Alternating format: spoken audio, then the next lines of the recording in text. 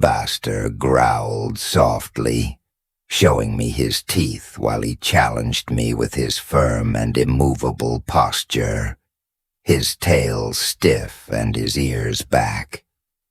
He followed each of my movements with attention. My 3-year-old German shepherd had instinctively understood that I planned to bathe him when he saw me take the towel and decided to give me a bad time. I know, friend, I am not excited either, but it will be quick. I promise you. I tried to reason by raising both hands to reassure him, but it has barely been a week. I could almost imagine him saying those exact words to me while he growled in protest. You are right. But listen, comrade, you are dirty. Your smell is unmistakable from here, I said, staying 3 meters away and pretending to cover my nose with my fingers to Baster. Of course, he did not care in the least and remained firm in his challenge. I placed my hands on my waist and sighed deeply. My gaze immediately went to a hose connected to the faucet in the garden. I propose something to you. I will make it worth it. You don't mind the stream of water that much. Do you even sometimes seem to enjoy it? I commented, pointing at the hose located a few meters from us. How about you collaborate a little now, and later I will prepare your favorite meal, I said while grabbing a can of chicken liver from the kitchen with the can hanging in my hand. I observed how little by little his resolution began to waver. His mind seemed to weigh the pros and cons of my proposal. A moment later, Basta barked at me twice and slowly left. The house sat next to the garden faucet, ready for his bath. I took a handful of shampoo and began to rub it on his torso, removing all the dirt and mud stuck to his body. Lately we had been quite busy watching the base and carrying out daily patrols around the perimeter. The rain that fell a few hours ago did not help at all, and Baster in his eagerness to escape. The desert heat jumped between the puddles and rolled in the mud. I had to use a brush to remove the layers of dirt stuck to his fur. It's been a peculiar week, to put it in some way. The days were full of activity, although quiet, but the nights brought with them scattered and strange sounds. Their origin remained a mystery, since they did not seem to come from the base. However, for now I was not worried too much. There's an air base a couple of hours from the facilities, and it was not unusual for them to carry out tests at unusual hours. I assumed that they were probably testing some kind of new technology. My partner Joe also thought the same, but we could not risk it, and we both had a job to do. So we continued with our regular patrols around the base as a precautionary measure. However, deep down there was something that worried me, as if someone or something was watching me. It was a sensation difficult to describe with words for a moment. I wondered if Baster was also sensing the same thing when I saw him raise his head, suddenly attentive, with his ears pricked like antennas picking up signals. I quickly turned to check if there was anyone behind me, but I found nothing or no one looking back at him. I noticed that he was now staring at the night sky with a serious and focused gaze that did not waver. What is it? My friend, did you see something? I asked him while I was wiping the foam off his face. The seconds stretched out as if time was moving slowly. Then, as if nothing had happened, Baster lowered his head and began to claw at my leg. hurrying me to finish his bath. I let out a sigh and turned on the hose to rinse off all the soap. He was finally clean, and I must admit that his fur looked impeccable, shining with a silvery reflection under the moonlight. Before I could reach his towel, Baxter quickly approached, closing the distance between us. He looked me straight in the eyes with an unusual seriousness. Then, without warning, he shook his body vigorously, soaking himself without even looking back. I couldn't help but burst out laughing as I stood there soaked to the bone. I should have anticipated it, but it still took me by surprise. However, that momentary joy soon faded as I remembered Jessica, my sick wife.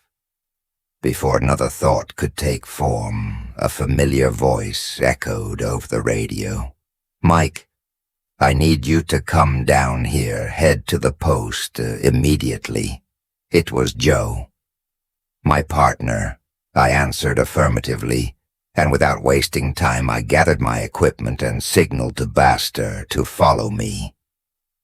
When I reached the post, I saw Joe standing with his rifle in hand, as a veteran with 2 missions under his belt. Joe was someone you would not want to face, yet his experience was balanced with a wise and compassionate nature that made him unique. "What is it, Joe?" I asked him as I approached the entrance of the base. "I'm not sure, yet I thought I heard something in the distance that it is nothing," he answered after a beat. Reeve paused. "Well, all week it's been like this," I thought to myself. Joe turned to me with a serious expression. "I want you to do a complete sweep of the perimeter, then go back to patrol. Take BTR," he ordered.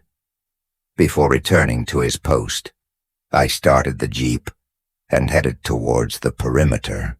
The engine roared softly as I moved through the rough terrain with Batir sitting next to me, alert as always, after not finding anything out of the ordinary. On my first inspection, I decided to expand the search radius to approximately 1.5 kilometers. From the initial point, Better began to bark, suddenly forcing me to stop the Jeep immediately. He jumped to the ground and ran towards a nearby rock. A few meters away, I grabbed my rifle and followed him cautiously. When I got to the place, I pressed the microphone on my radio, holding it firmly. "Boss, you have to come see this." I knew that leaving the guard post unguarded would not be happy, but I trusted that he would prefer to inspect this for himself. Joe arrived, about 10 minutes later, parking his vehicle next to mine. He headed to the rock that dominated a small pond and turned on his flashlight to better illuminate the skeletal remains of an abandoned animal. Nearby lay 3 other animal skeletons that seemed to be in similar condition. They looked like coyotes, probably stopped to drink water from the pond. "Before they were killed," he said in a worried voice, "you found them." "Yes," I replied, "and they were not here. When I passed by this place this morning, it seemed quite strange to me to find 4 of them together in the middle of the desert, and on top of that, at this hour." Joe simply nodded. "What kind of creature do you think could have done this, Joe, to have a voracious appetite to chew every tendon of meat from the bone, and leave it so clean?" I said, leaning. Joe finally stood up, turned off the flashlight, and silently contemplated the vast desert in front of us. "This is the 5th sighting in less than a week. Mike and all have occurred near high security, government facilities, The one before this was even more strange, and it happened near a military base where an old friend of mine still works. He explained seriously. He told me that in this case the remains belonged to a dog. There were no signs of flesh or connective tissue from the nasal region to the abdominal section, while the part that went from the abdominal cavity to the tailbone was completely intact. Everything seemed to be done with surgical precision, something that even morbidly impressed the doctor at the base. But how is this possible? What are you suggesting? Joe, I asked, noticing that my voice betrayed my surprise and certain disbelief. Joe fixed her gaze on the horizon and calmly replied, "This is not a normal hunt, Mike. It is a hunt with a purpose, to get someone's attention. They're trying to send a message, and from what I see, they are achieving exactly what they wanted." I looked at my Mickey Mouse watch. It read 17:36. I was enjoying my ice cream while sitting next to my mother in the car. To my right, my 4-year-old cousin Henry was sleeping soundly on his mother's lap. In the front seat, my father was driving, with his brother sitting next to him. Suddenly a truck traveling in the opposite direction invaded our lane and crashed into us, causing the car to flip over and turn upside down with great effort. I managed to get out of the vehicle and also pulled my cousin out of the rubble. Suddenly the car exploded and was engulfed in flames. I opened my eyes and realized that I was still in my bed. The same dream had been repeated hundreds of times, becoming a constant in my life since I was 9 years old. I slowly got up with a throbbing headache. I had barely slept after the excitement of the previous night, and my mood was already beginning to turn sour. Baxter was already awake. I gently stroked his head as I headed to the kitchen, where I put a kettle on and turned on the television. My attention immediately focused on the news. A nuclear explosion had occurred in Russia in a small town a few hours from Moscow. The details of the incident were still surrounded by speculation. Just the kind of news one needs to get started the day you murmur. I looked at the clock and got ready to get ready for work. I took a shower, had breakfast, and left at 8 o'clock with a hot cup of coffee in my hand. Baxter ran ahead, heading to the guard post. Joe, who had just finished his shift, was waiting for me to relieve him. We high-fived as usual, and he walked back to his quarters. I settled into the chair at the post and opened the journal to make a note. My name is Michael Armesto. I am a 30-year-old security guard who works at a secret government facility located in a remote corner of the hot Nevada desert. The base is centered on a medium-sized building that spans about 7,000 square feet around the complex. A 10-meter high wire fence provides additional security. There's nothing else for miles around, except fields of boulders and mountains in the distance. For over 5 years, my partner Joe and I take turns making sure the guard post is always guarded. Compared to other secret government bases, the security measures here are not as strict. However, both Joe and I are completely unaware of the type of work that is done at this facility every day, without fail. A bus with 25 people arrives at the facility at 9 a.m. Sharp. My job is to open the doors after carrying out the relevant security checks. The passengers, who always wear lab coats, appear to be scientists, work at the base until 5 p.m. When they leave on the same bus during that entire time, not once have they greeted me or spoken to me. It is as if they are strictly instructed to avoid any eye contact or interaction with people outside their circle. In any way, I was never offended, so my job is to protect the facilities, and I try to do it as best as possible. When I got to the guard post, I apologized for the inconvenience, and Joe just nodded with a reassuring smile. I was about to get in my Jeep when I pointed at Baxter with my finger and ordered him, "Stay, take him with you, Mike. She will be glad to see him," said Joe, intervening quickly. "But boss, I don't want to leave him here alone after last night," I protested. Joe made a dismissive gesture with his hand. "Go away. Mike, it's an order, and don't worry about me. I'll be fine. Go see Jess and tell her I support her," he added before returning to the guard post. I put the leash on Baxter, and we got in the Jeep. I started the engine and began the trip to the city to visit my wife.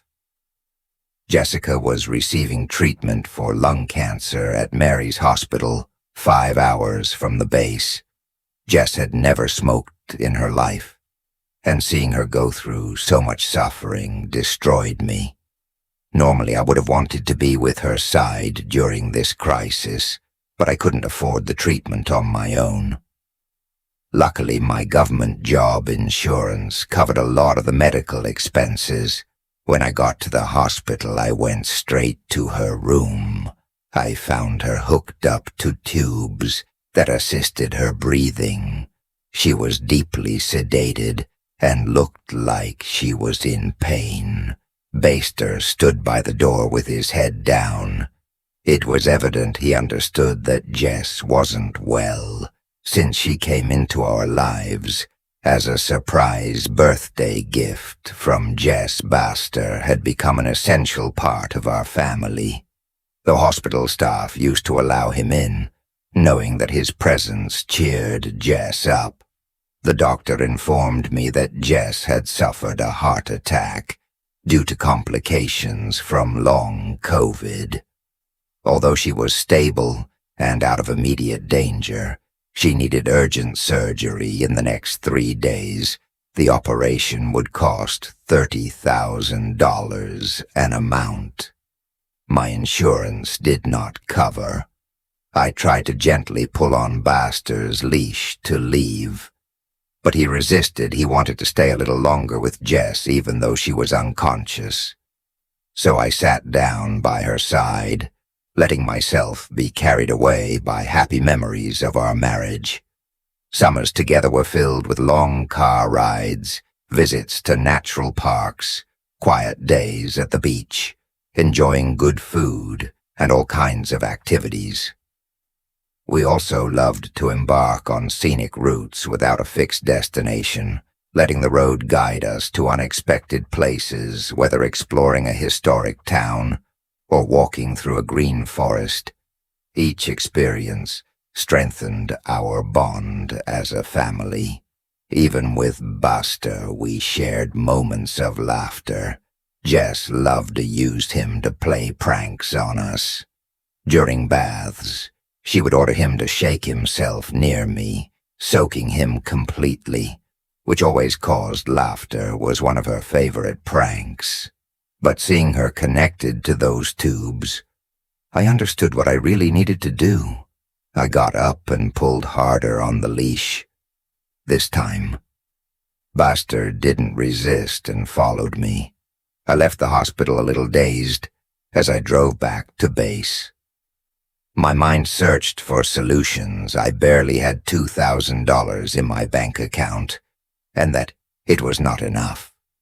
Maybe I could contact a government official and ask for a loan. I thought as I continued driving, weighing my options. Suddenly I recovered and stopped the car I had been driving for more than 4 hours. It was 7 at night, and it had already got dark. However, something did not fit. I could not see the base on the horizon at that time. The lights of the searchlights should already be on, and the facilities should be visible from miles away. Instead, the only thing I could see was absolute darkness. Something was definitely wrong. I tried to call Joe on his phone, but I could not locate him. I stepped on the accelerator and drove as fast as I could. When I finally arrived at the facilities, the situation was much worse than I had imagined. The entrance door was ajar, and the guard post was empty. The whole building remained in darkness without electricity. I tried to call Joe's number again, but I got no answer, so I decided to contact Joe's boss, who was assigned to Carson City, to inform him of the situation and possibly ask for reinforcements. I couldn't locate him either. What the hell is going on? I wondered, feeling more and more bewildered. I drove slowly towards the base and stopped the Jeep a safe distance from the main entrance. I wanted to be prepared to leave quickly if the situation became hostile. I took a flashlight from the dashboard and unholstered my weapon as I got out of the vehicle. I whistled softly for Buster to follow me through the gate and check the guard post. I saw a body lying face down on the ground. From a distance, it was difficult to identify the person, but as I got closer, I recognized Joe's uniform. I ran towards him, turned him around, and took him away. The scare of my life. I staggered back. Music dead. It looked like he had been electrocuted. All that was left of him was his skeleton. Not a single trace of flesh on his body. However, his uniform was completely intact. How is this possible? I asked myself as I immediately remembered the coyotes I had encountered the night before during my patrol. Could this all be related in some way? It was an execution, and it was carried out by the same group of people. I questioned Joe's rifle was still leaning against the wall. I put my gun away and took his rifle. I checked the magazine. He had not fired a single shot. I turned on the tactical light on the rifle and advanced towards the building. No person could access this place without a high level of clearance, and those authorized had to use an electronic key card to enter, so I was surprised to find the main door ajar before entering. I decided to check the junction box. The darkness was making me paranoid, and I wanted to see if I could restore the electricity. When I arrived, I discovered that the power had been deliberately cut off. I restored the power, and suddenly the whole place lit up like a Christmas tree. However, the facilities seemed completely deserted. The bus that transported the scientists daily was still parked in the parking lot. I went back to the entrance and slowly advanced into the building with my rifle ready. It was the first time I had entered this facility, and if it was supposed to be a high-level research laboratory, there was no sign of it. Everything seemed to have been hastily evacuated. There was no trace of people, just used papers and computer cables lying on the floor. Everything else had been removed. He ran to the other end of the building, barking as if something had caught his attention. I followed him and found him next to a large sofa there. He continued barking, pointing at me. something. I looked under the sofa and found an aluminum briefcase stained with blood. Apparently someone had held it tightly in a desperate attempt to protect it before throwing it there. As a last resort, did the scientists manage to escape? Or did they suffer the same fate as Joe? I wondered, as hundreds of thoughts crossed my mind. Has it something to do with the nuclear explosion in Russia? We are on the brink of a war. Is this an international escalation? I had no answers, only questions. I decided to leave immediately. There was no point in staying, especially now that Joe was dead and the facilities had been evacuated. I ran to my Jeep, put the briefcase in the back seat, and prepared to drive to the nearest town I could think of. After 20 minutes of traveling, curiosity about the briefcase got the better of me. So I stopped the car to take a look at it. I turned on the light of the vehicle and opened it inside. I found a strange device, similar to a telescope on its base. It had a peculiar insignia, a bright and fiery sun with a single eye in the center.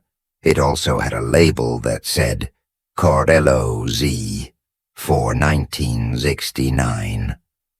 The telescope was a device I had never seen before. It was about the size of a video camera, compact enough to fit in the palm of my hand. There were 2 identical controls on each side of the device. The one on the left moved freely clockwise and was reminiscent of the old transistor radios we used to change stations. The knob on the right was similar, but had a small pointer that moved with a limited range. Functioning as a switch near this pointer were 3 dots, printed in ascending order of size, which seemed to indicate 3 levels of operation. I held the telescope carefully and looked through the eyepiece. The moon was the only source of light in the desert, so at first I could barely make out anything. I turned the knob on the right, and immediately the device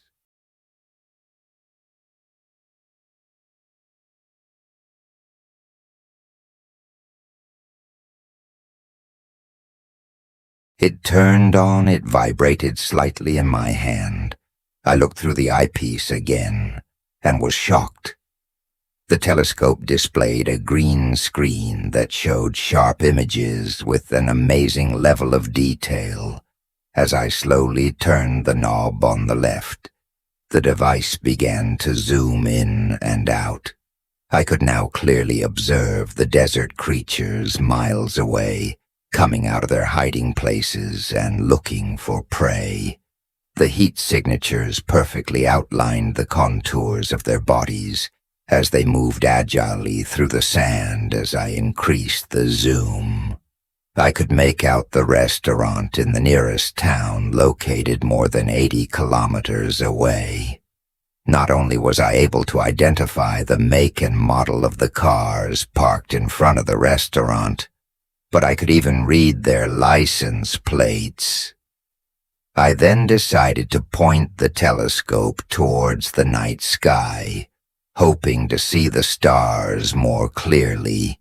But suddenly everything went dark. It was like looking at a blank wall. I moved the telescope away with a confused expression as I looked at the sky. With my own eyes, everything seemed normal. The stars were shining with intensity, and there were hardly any clouds. I looked through the telescope again and started to adjust the zoom. Then my heart skipped a beat. Thousands of feet up, a huge spaceship floated in the air. It was so big it could hold an entire football field. I felt my heart pounding as I stood there, stunned. I moved the telescope towards the horizon and was faced with an even more shocking revelation. At least 2 more spaceships floated thousands of miles away. They were clearly visible, just like the first one. "Okay, Mike. What else do you have?" you mumble. I focused again on the nearest ship and turned the right knob.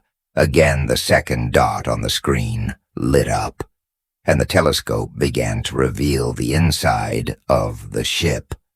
Although the images were a little grainy, they were clear enough to offer a good view. It was like a mix of X-ray, CT, and MRI, all in one device. I adjusted the left knob carefully, and little by little I could see a large workstation that occupied most of the interior of the ship, near the control panel. I could make out 2 figures talking. They were not human. They were clearly aliens. Sweat began to cover my forehead, despite the cool desert breeze hitting my face. But I couldn't look away from the telescope. I turned the right knob. Once again, the last and largest of the dots lit up on the screen, and suddenly I began to hear strange noises. Baster, who had remained calm until that moment, let out a soft howl and buried his head in the sand. The sounds continued. They were strange, guttural, as if someone was trying to talk with their mouth full of water. I realized I was listening to the aliens talking to each other. I think they also noticed my presence. Suddenly, one of them stopped talking. Abruptly, he went to a control post and hit hard on a console. In a matter of moments, the other alien turned his gaze towards me and took a step in my music direction, although we were separated by a distance abysmal. I felt like he was watching me directly. His face showed a smile that froze my blood. I turned off the telescope immediately. I put it in the briefcase and ran to my jeep. Butcher followed me, confused. I decided to go to the nearest city, and I drove as fast as I could, feeling a growing pressure in my chest. That alien really saw me. I am in danger, I thought, while trying to calm down the accumulation of strange events from the events at the base, until this encounter fed my paranoia. Fear invaded me during the entire next hour. But as nothing out of the ordinary happened, slowly, I convinced myself that maybe it had all been a coincidence. I finally arrived at the city. I decided to visit my cousin Henry. I needed to talk to someone I trusted. However, as a measure of precaution, I drove through random streets for about an hour, stopping in unusual places to make sure I was not being followed. It was almost 5 in the morning when I arrived at his house. I was not surprised to find him awake. Henry runs a small underground joint and usually works late at night. I found him sitting by the fireplace, enjoying a pint of beer. I sat down opposite him and bluntly told him everything that had happened during the day when I finished. Henry looked at me seriously and asked, "Do you still have the telescope?" I nodded. I took it out of my briefcase and showed him how to use it. I warned him not to turn it up to level 3. Henry nodded, apparently not fully understanding the warning, and pointed the telescope towards the sky. Soon he, too, saw the 3 spaceships floating in the air just as he had seen them. His face filled with amazement, and he let out a soft whistle. "What do you think this means, Mike? Why are they here?" he asked me, visibly concerned. I shrugged. "I don't know, Henry." "Do you think they want to hurt us?" he insisted, trying to sound convincing. I answered, "I'm sure the government already knows of their presence. They must be handling it. but I didn't even believe my words then. With a playful smile, Henry pointed the telescope directly at me and exclaimed, "I can see your heart, your lungs, your spleen and all your guts from here." Mikey turned the device towards my pants and added, laughing, "And it seems like someone is packing down there." I snatched the telescope from his hands and put it back in the briefcase. "I want to sell this device to pay for Jessica's operation. Do you know anyone who can buy it?" I asked him, trying to change the subject. Henry nodded and told me about a smuggler who operated on Tipman Avenue, an hour's drive from his house. I decided to visit him as soon as it got light before I said goodbye. Henry looked at me with unusual seriousness and said, "Mike, you'd probably be here already dead if you hadn't gotten that call from the hospital." I stayed silent, unable to answer. And then he added, "And don't blame yourself for Joe's death. Okay, if you had stayed there, they would have killed them all, including Baxter." I nodded slowly, although Henry's words did not calm my guilt. I couldn't stop thinking that I had been alone on the base with no one to turn to. Henry stood up and hugged me tightly. "I'm glad you're okay." He said we talked for a while longer before deciding it was time to rest. I lay down on the couch and tiredness soon overcame me. I closed my eyes and fell into a deep sleep. Suddenly I was looking at my Mickey Mouse watch. It was 17:36. I was in the back seat of my car, savoring an ice cream with satisfaction, when a truck appeared, out of nowhere, and crashed into us. I looked around, but I was alone in the vehicle, desperate. I tried to get out. I pulled on the door with all my strength, but it was stuck against the window in frustration, but the glass resisted. Then a man appeared, outside the car. He had long hair and a French beard with a quick movement. He broke the window with his elbow and rescued me from the rubble. I opened my eyes suddenly and found myself again on the sofa of Henry. The damn dream again. But this time, there was something different.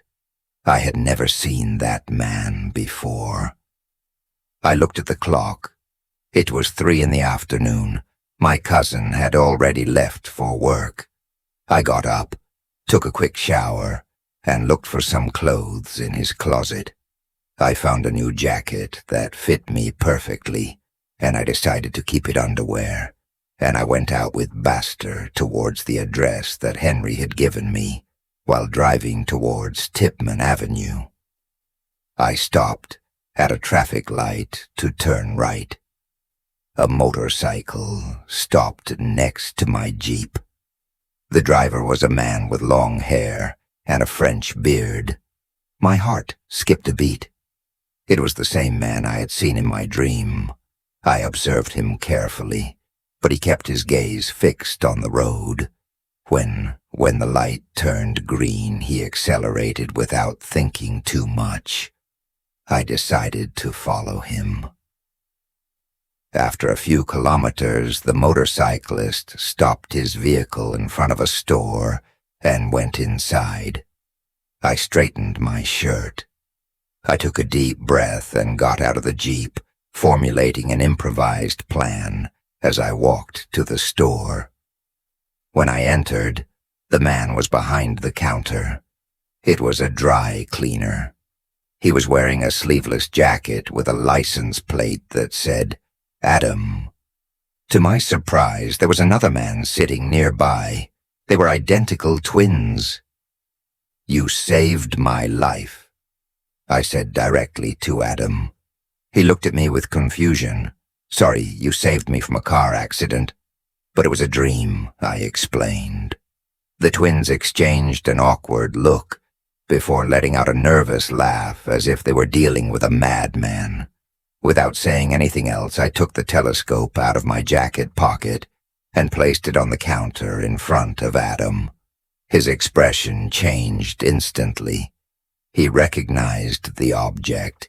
He stopped laughing and had all his attention. He went into the device. "Who are you?" he asked seriously. "For the first time, my name is Michael. I was a security guard. I found this in a building, abandoned," I replied, without giving more details. "How did you find me?" he insisted, still confused. "I saw you in my dream, as I already told you.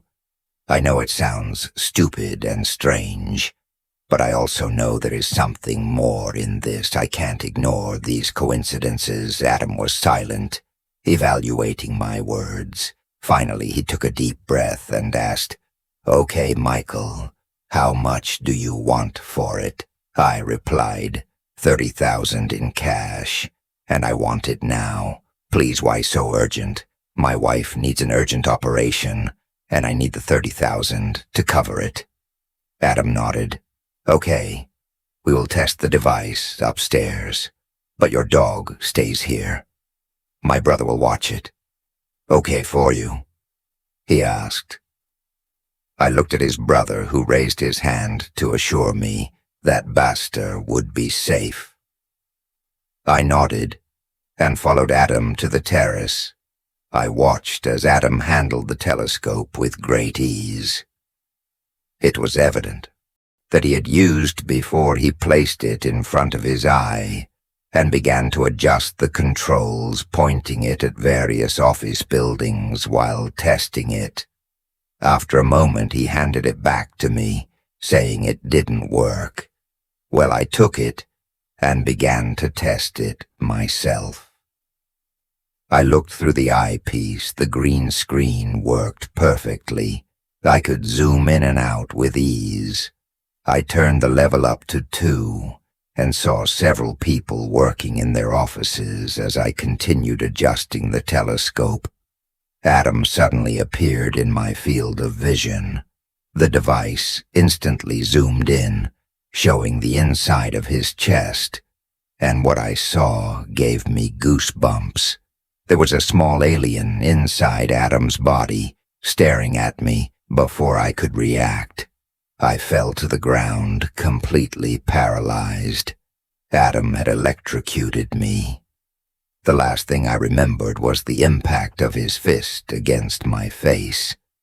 And then I lost consciousness when I finally woke up. I realized I was still in the dry cleaners.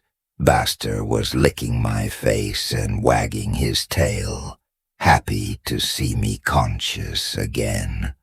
I looked around me, but the twins had disappeared. Adam must have carried me in his arms after leaving me unconscious on the counter. I saw the telescope and a stack of 000 bills. There was also a note attached that said, "Break your pinky finger if you get into trouble." I looked at my hand and noticed a small puncture between the ring finger and the pinky. What had they injected me? What did that note mean, and why did they leave the money on the counter without even taking the telescope? I thought my mind was full of unanswered questions, but the money was what I needed. I sent him immediately to the hospital and asked to start from my wife. However, before all that, I felt an inexplicable need to see how Henry was. I began to worry about his safety. I took the car and headed to his house. When I parked in front of his house, Baxter began to bark. Incessantly, something was not right. I took my gun out of the salt and ran to the house. I decided to enter through the back door to have some advantage, in case I needed it. I kicked the door and entered the kitchen, heading to the living room, when I saw the lifeless body of Henry in his favorite chair. I felt a knot in my chest. He was murdered in the same way as Joe. The only thing left of him were his remains. I fell to my knees and the tears began to roll down my face. Baster began to bark again with a tense expression on his face. Then I understood why 3 large aliens suddenly came out of their hiding place, all stared at me. They were at least 2.5 meters tall, with muscular bodies and large hands. The alien that was closest to me brandished a baton that released electric sparks every time he waved it in the air in an instant. Baster launched himself at him, trying to tear his leg, but the alien pushed him away with a kick. Der flew backwards, letting out a howl of pain. I took the opportunity and pointed my gun at him, ready to finish him off. When another alien hit me in the head from behind, I fell to the ground unconscious once again in less than 5 hours.